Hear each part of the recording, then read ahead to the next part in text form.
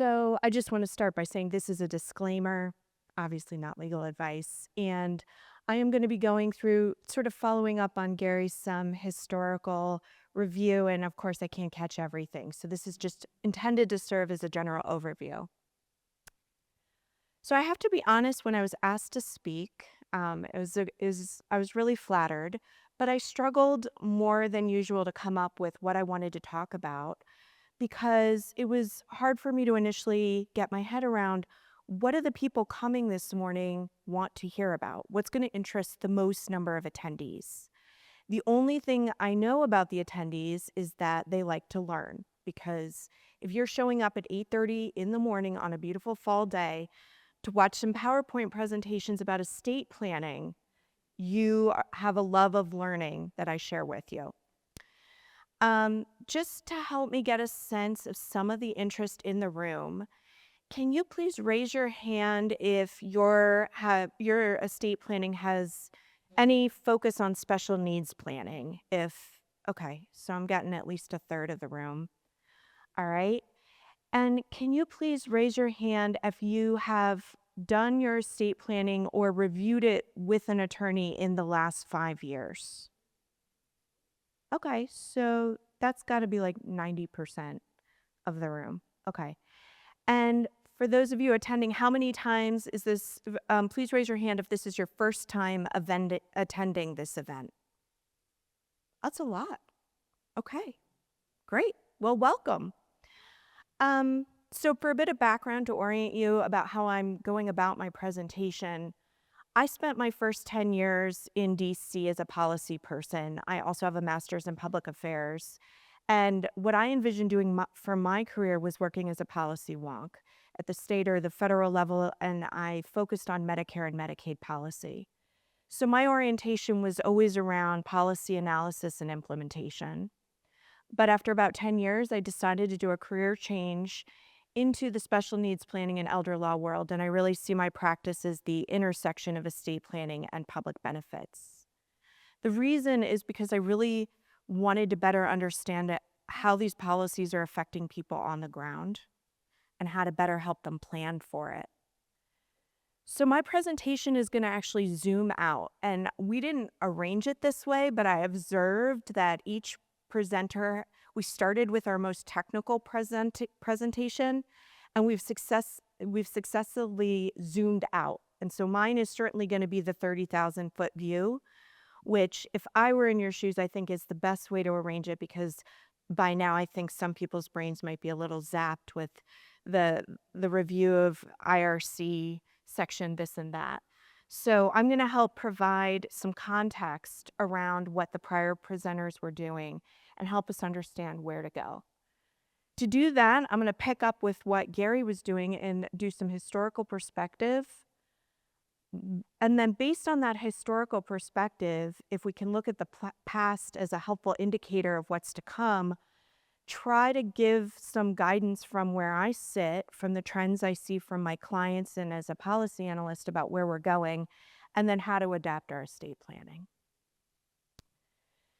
So I want to start on getting some perspective. And because I know there's some people in here who are probably very interested in the tax consequences when they're looking at their estate planning and their financial planning. There are others where tax is, of course, relevant, but frankly, they've come to this firm and to Steve and me and my colleagues because of the background on special needs.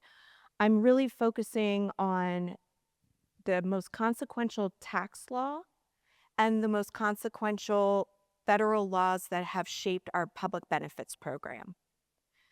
So I wanted to put this timeline together. I'd actually never done it before to see what does it look like? What are the trends telling us? So generally, roughly speaking, I put on the bottom row the most consequential federal tax laws that have shaped, are both as a result of how we have gathered our wealth and invested our funds, but also shape our estate planning. So in 1916, like Gary said, is the formation of the permanent estate tax that we have today. And that was probably both as a result of a need to raise revenue for World War I, but also as a result of significant concentrations of wealth coming out of the Industrial Revolution. For the first time, we had um, beyond what this country had had before, a concentration of wealth that required, as a means of generating revenue, looking at the estate tax. If we continue along this bottom line, just looking at some of the tax trends that impact how we think about estate planning, we get to the implementation about 20 years later of the gift tax, then another less than 20 years later of the unlimited marital deduction. Fast forward 30 years, I think Congress caught on to people and realized that there were some loopholes in their planning by having an estate tax and a separate gift tax. You could just avoid estate tax by gifting everything away. So to avoid people sort of to close those loopholes in 1976, we saw the unification of the estate tax and the gift tax exemption amounts. So that remains the tax structure we have today. In addition, we saw the generation skipping trust, the GST Tax Act come into play, again, to address some of the loopholes that were existing in our tax code as it relates to the transfer of wealth. And I'll fast forward a little just to say that in 2010, we, at the federal level, adopted portability as we know it today. And so that allowed a married couple, and I'm going to put this in sort of regular speak, not legal tax speak, but to combine a married couple's exemption amounts so that rather than, like, for example, in Maryland, each person has a $5 million exemption. If you combine it for a married couple, now you have a $10 million exemption. In short, if done properly, that's what portability allows for.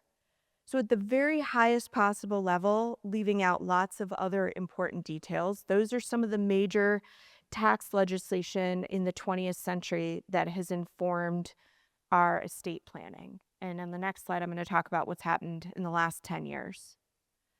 What really caught my eye from the public benefits side, for those of you interested in special needs, and I am going to wrap this around to really make the argument that you may think that public benefits changes are not so relevant to you and your goals, but I am going to talk about why they are further in the presentation.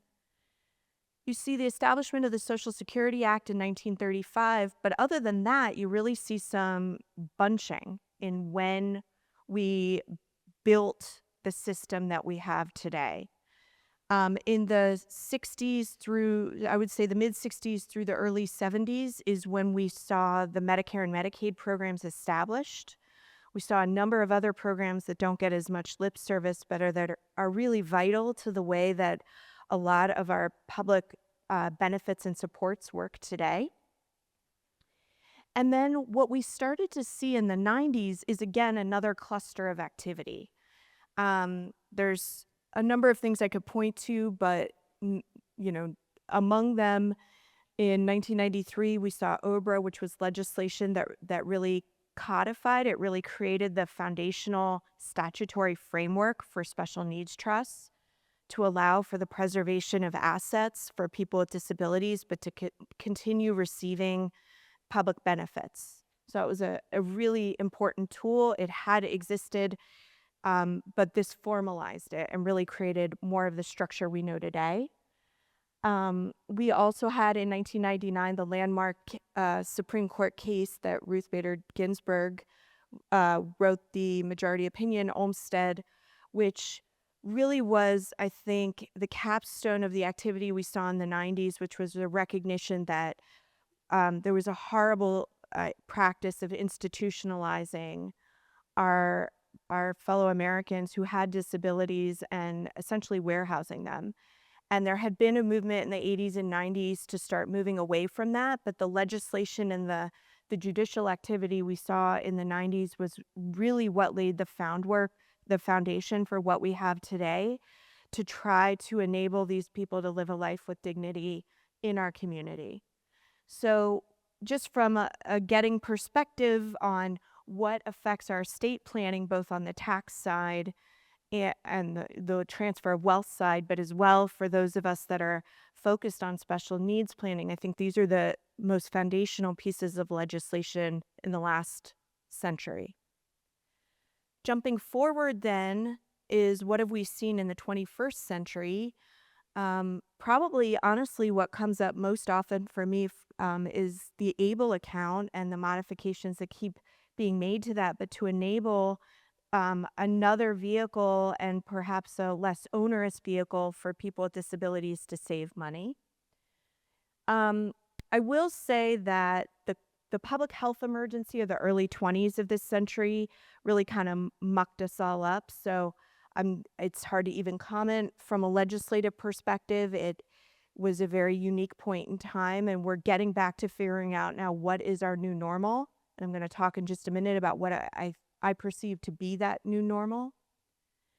And then on the tax side, which I try to sort of put at the bottom, I think some of the more consequential pieces of legislation we've seen in the last 15 years, the Tax Cuts and Jobs Act, which laid the foundation for doubling the federal estate tax exemption amount, the Secure Act, which impacted how the withdrawal process, the required minimum distributions for your pre-tax retirement accounts, especially if they're inherited accounts.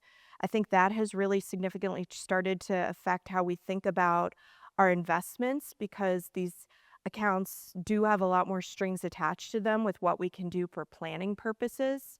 So the advice that everybody got through the 90s and early aughts to max out your 401k and all of that made a lot of sense. And now I see people who they took that good advice. They have a $4 million IRA and they realize that their RMDs are insane and that their children who are doing very well are going to inherit IRAs that they have to withdraw from in 10 years.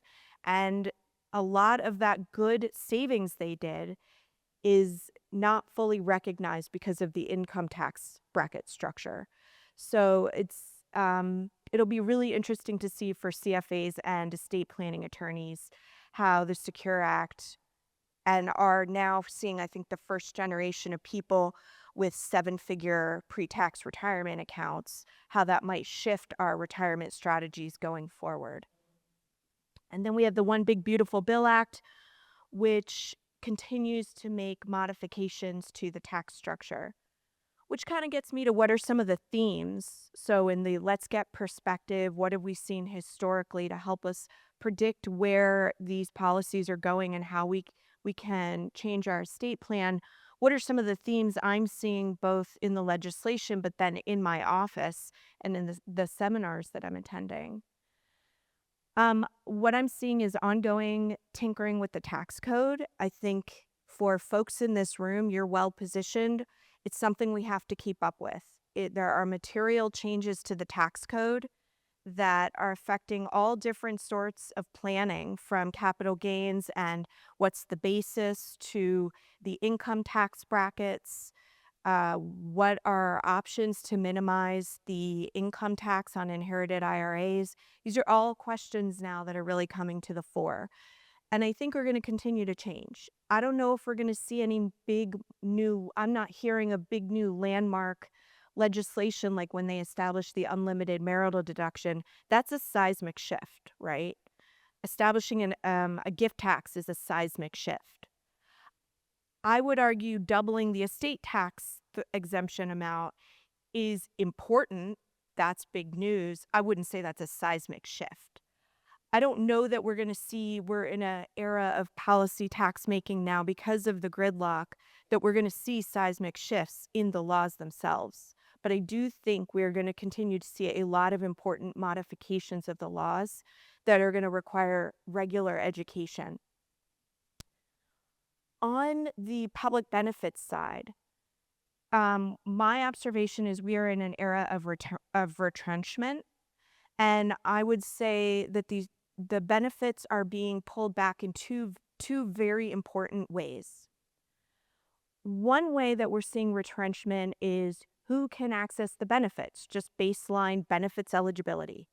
How do you get access to the benefit, right? The second way, though, is for those who are eligible, what do they actually get in that benefits package? Those are two different ways that a policy can change. Do I think Medicare will be repealed? Of course not. Do I think your Social Security retirement is going to be repealed? No, I do not. Do I think for those of us that are doing special needs planning, do I think that the community pathways waiver is going to be eliminated? No, I do not. Do I think that access is going to get a lot harder? Yes, I do. Do I think that for the generation behind your children who are going to be entering into the waiver system, they're going to find a less generous benefits package? Yes, I do. So those are the kinds of things that we need to plan for. Legislative and regulatory gridlock. We're on day 18 of the government shutdown. The shutdown itself has become pretty standard practice. When I work for the Fed, I got a 2-week paid holiday that I didn't want. So it's not that the gridlock itself is new in this exact political era, but I think a lot of the changes to the rules in Congress and the way that things are working now, it's going to be a lot harder to get landmark legislation through. The One Big Beautiful Bill Act was an exception to that. They got real legislation through. The regulatory gridlock I'm going to talk about later, though, is really significant, I think, an under-discussed point of what's going to affect us in our real lives. I'm also going to talk about what's going on with state budget, because for Marylanders, that is going to be a very consequential consideration, especially for those of us looking at public benefits. The last thing I'm going to say about where are we now is, as we're all living longer lives and we have these advancements in medical treatment, so that whether it's a neurological decline, a physical decline, whatever the prognosis is, we can physically live longer, if not better, we can live longer. Who's going to help manage affairs if you're unwell? We have smaller families. Less people have children. Children are moving away and doing their own thing. They're not available to be your fiduciary. We don't have a built-out system in Maryland for professional fiduciaries. We may have to develop more of one. Who can be your professional financial power of attorney? Because there's not a lot of professionals to serve in those roles. And yet, it's a fairly common theme in my office. I don't know who to ask to serve in these roles. So the question about who can be your fiduciary is a really important one. So now we're going to start transitioning into, what does this historical perspective tell us? So I'm going to use Medicaid as an example. And so in our transition, I'm going to do a review of what we all hopefully learned in civics class. So at the federal level for policymaking, we have 3 branches of government. At least the textbooks when I went to school said 3 equal branches of government. And I'm going to walk through, as a concrete example, what those 3 branches do. I'm going to use Medicaid as my example. So 1965, with Lyndon B. Johnson as president, Congress approved an law that established the Medicaid program. That is part of our legislative system. Now, it requires the president to sign it. That's the executive branch. But usually, if Congress passes it, it's rare that a major signature piece of legislation is going to get passed by Congress without knowing that the president will sign it. People think of the executive branch as the president, but I can tell you, as a policy person, I view the regulatory body under them as equally, if not more, important. Those are the people who have dedicated their lives to becoming experts on very niche areas of law, policy, and then implementing what it is that Congress put into law. They are the people doing the rulemaking process. They are people who have a master's in public affairs or other specialized education, and they sit in the executive branch and report up through to the president. So Medicaid has tens of thousands of pages of rulemaking over the last 60 years that have been promulgated by the Centers for Medicare and Medicaid Services. That's the name of the federal agency that reports up to the executive branch to the president. Um, if there is a perception amongst the public that the executive branch or the legislative branch have overstepped in some way, the check and balance is supposed to be the judiciary. We can file something in court and try to push back on what we think is an overstep. So, a good example was the challenge to the Affordable Care Act in 2010.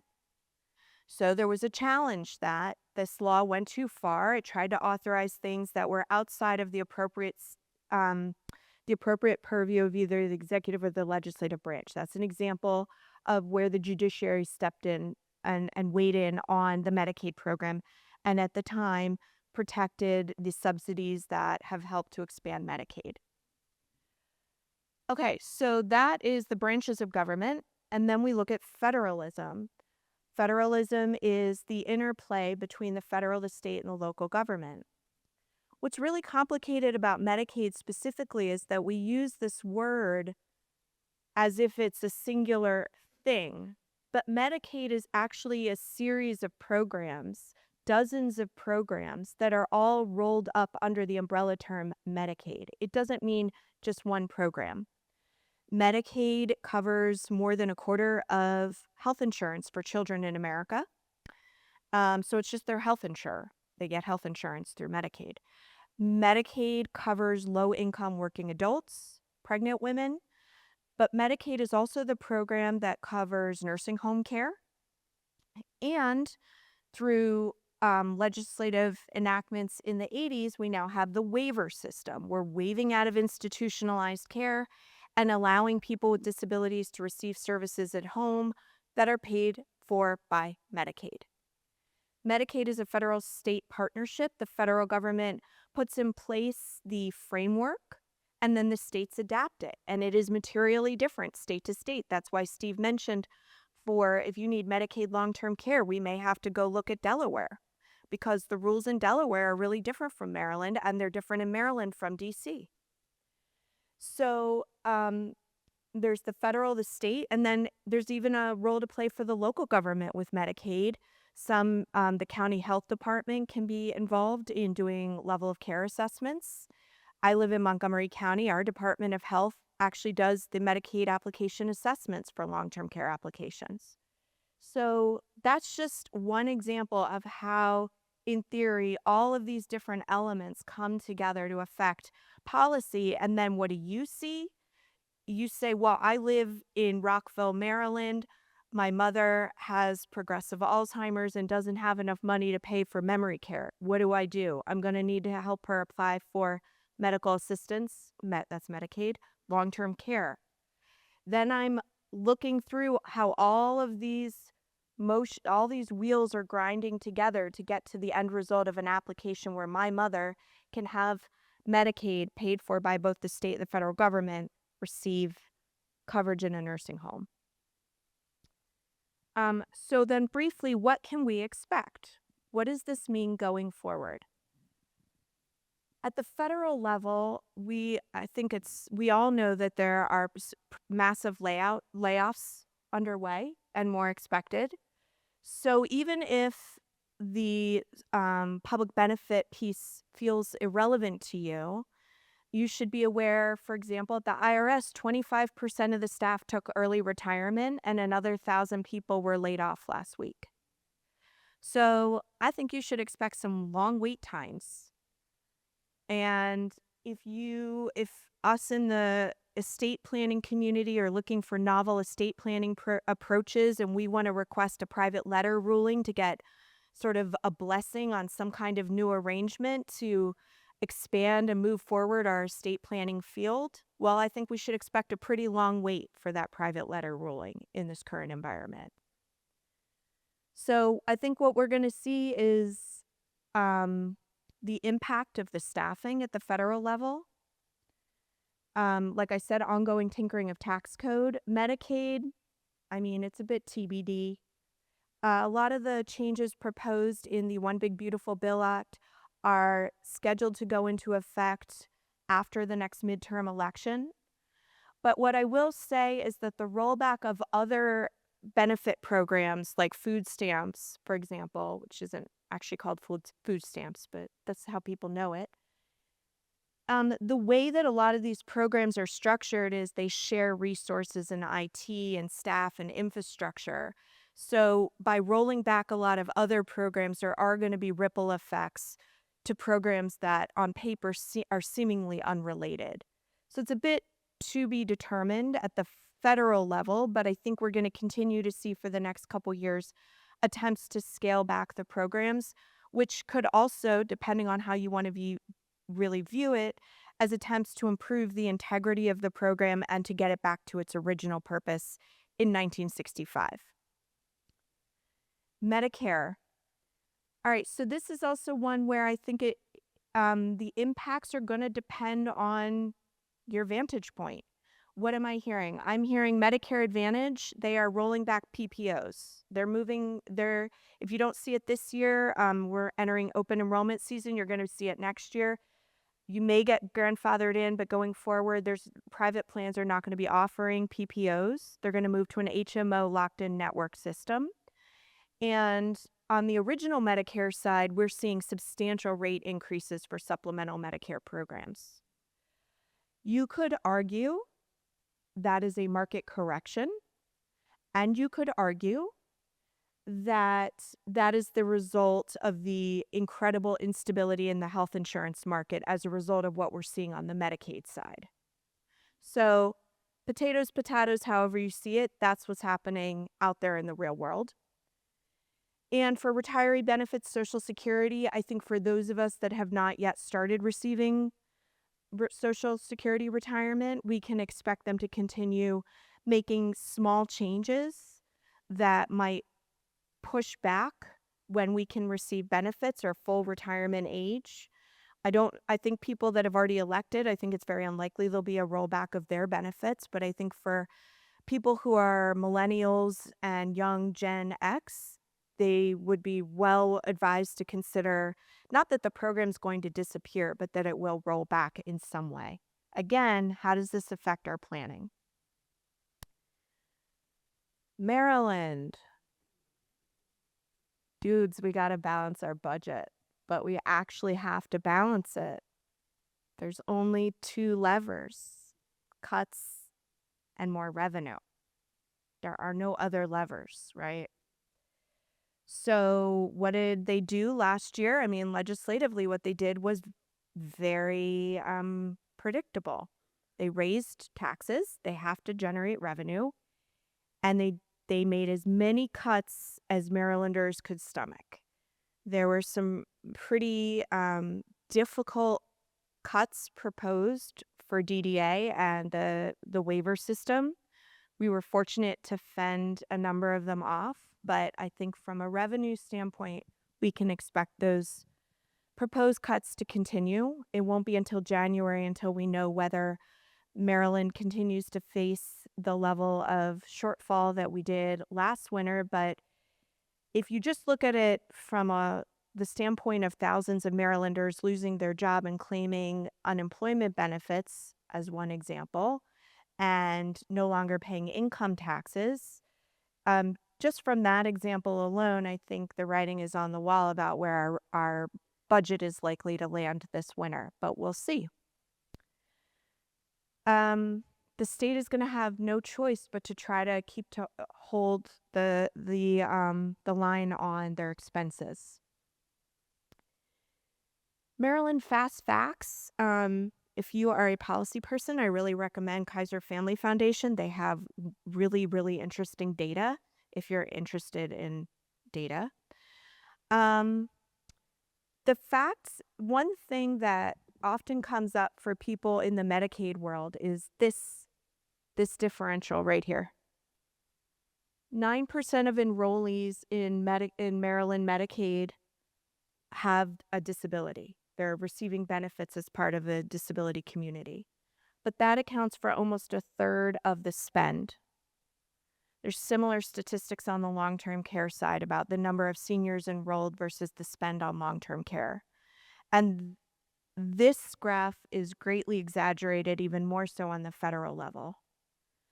So you can see why, from a budget perspective, when Medicaid is a significant portion of Maryland's budget, and within that, the bars don't line up, which makes a lot of sense. I mean, it's very reasonable, but it also helps explain why there's just I can't defend it, but I can say if I'm just going to look at the numbers and come in with a calculator, I'm going to say, "Oh, well if the children are 35% of the enrollees, shouldn't they be 35% of the expenditures? Well, if people with disabilities are 9% of the enrollees, shouldn't they just be 9% of the expenditures?" So if I just want to take a math approach, this chart's a problem for the special needs community. So what do we do from an estate planning perspective? Our presenters today, what can we help you think through? Now, I am very happy to say a lot of what I'm about to say is in various ways already been discussed today, which means you're getting consistent advice because I will say personally, it really stresses me out when I go to see a couple specialists and they all give me different advice. So the good news is we are all speaking the same language in terms of what the key takeaways are for you today. I think it's pretty evident that the people sitting here today want you to understand that estate planning is not a set of documents. That is a component, but when I say estate planning, that is absolutely not what I'm talking about. I'm talking about the big picture, and I'm going to have a slide in a minute. I guess I'll come back to it. The big picture where you're building your team personally and professionally. And as Steve said, I liked his analogy. I wish I could carry it forward, but you're building your team and you're regularly evaluating your team because the situation of your children or your nieces and nephews or your family change. Their availability changes. Your assets change, both the amount of them, but also how they're allocated between real estate, pre-tax retirement incomes, something with really low basis, something with really high basis. All of these things change. So we need to keep making sure we have the right professionals and loved ones plugged in.